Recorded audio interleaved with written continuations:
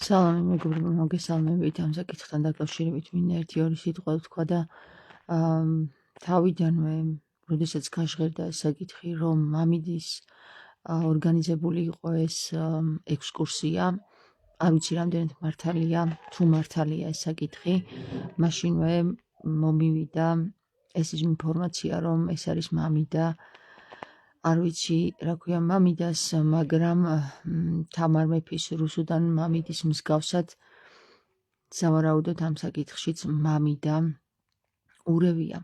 თქვენ უკვე ნახეთ ის საკითხი, როდესაც ეკლესიამ ორსულ გოგოს ცილი დასწამა, რომ თითქოს და მან მუცლის მოშლის ტაბლეტი დალია და ამიტომაც გარდაიცვალა.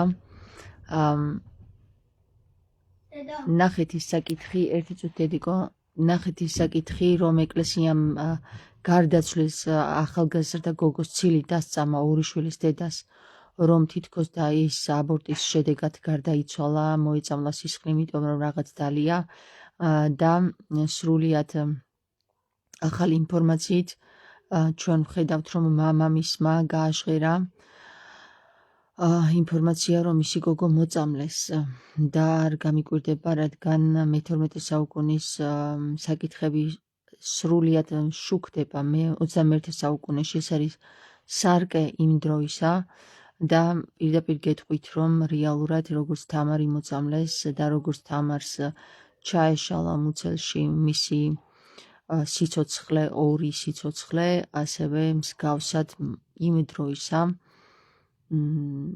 არ გამიკვირდება, რომ ეს საკითხი მართლაც ეკლესიის სისხლიან ხელებზე იყოს აღბეჭდილი. ამ გოგოს მოწამლის საქმე, რომელიც არ დაასვენეს ეკლესიაში. როდესაც მე ვიკითხე, რომ რატო შეიძლება არ დაესვენებინათ ეკლესიაში ეს გოგო, მომივიდა ძალიან დიდი უთანხმოება პირთან, რადგან მან დაიწყო ასეთი საქმე.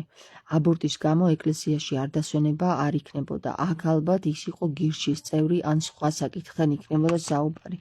რაზეც შემს განისხებას უბრალოდ ადგილი, აი საზღვარი აღარ ქონდა, რას ნიშნავს, რომ რადგან ან გირჩის წევრი იყო, ან რაიმე დაჯგუფების წევრი იყო, მაგიტომ ეკლესიაში არ დაასვენო ადამიანი და აქ უკვე გადამეკეტა და სრულიად სამოციქულო ეკლესია დაიწყებლა ჩემს მიერ.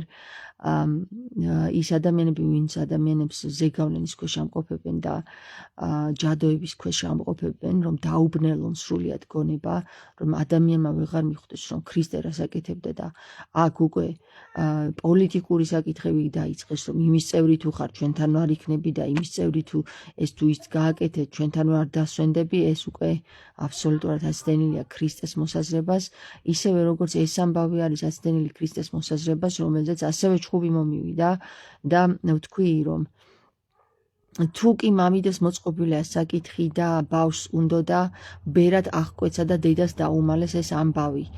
როგორ შეიძლება სამოციქულო ეკლესიამ ამაზე ხელი მოაწეროს და დედის ნებართვის გარეშე ბავშვი წაიყვანოს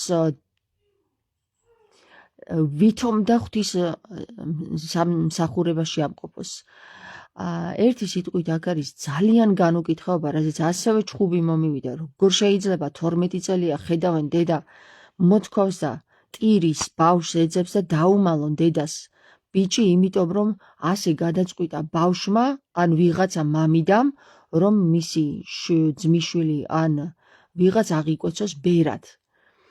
ეს არის აბსოლუტურად გაუმართლებელი საქციელი და არაქრისტიანული და ეს არის ჯოჯოხეთური საქციელი, რასაც ეკლესია უკეთებს 12 წლის მგლოვიარი დედას, რომელმაც არც კი იცის შვილი მკვდარი დაიტიროს თუ ცოცხალი და ამ საკითხს რომ ბერი ამართლებს და ამ საკითხს რომ ვინმე გაამართლებს, დედას ფიცა ვარ, ის ადამიანი ან ძალიან მაგარი ჯადოს ქვეშ არის მოქცეული და ბნელა მასში, ან კიდე რეალურად უკვე ჯოჯოხეთს ემსახურება და სატანას ემსახურება. ასე რომ ხალხო გამოფხიზლდით და ვის ემსახურებით გაიგეთ.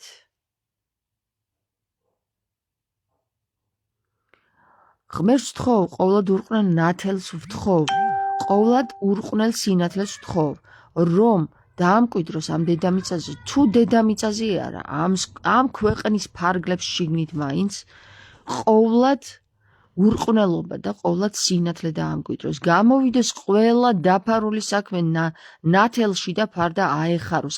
ამინ აეხადოს. ამინ ამენით უფალო იესო ქრისტე ნებითა უფლისათა და ყოველთა ურყნელითა სინათლისათა მოვიდეს ამ ქვეყანასა შინა ნათელი და დაემკვიდროს. დაიწვას ყოველნი უმსგავსობანი და ყოველნი ბოროტებანი ამა ქვეყნისა შინა. ამინ ამენით უფალო იესო ქრისტე. არ ვიცი, საზღვარი არა აქვს ამ ყვავყორანთა, ცრუ მართლმადიდებელთა სამოციქულო ეკლესიის ჯოჯოების სახის გამოჩენას საზღვარი არა აქვს უკვე ამათ აყროლებული მცხნერის, არ ვიცი, სუნს.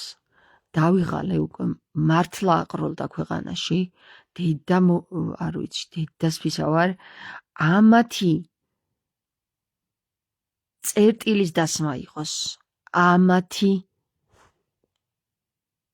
დასრულება იყოს. ამინ ამენით უფალო იესო ქრისტე. ადამიანები, რომლებიც ვითომ და ქრისტეს სახელით სატანას ემსახურებიან. ამინ. მაგათი დასრულება და წერტილის დასმა იყოს.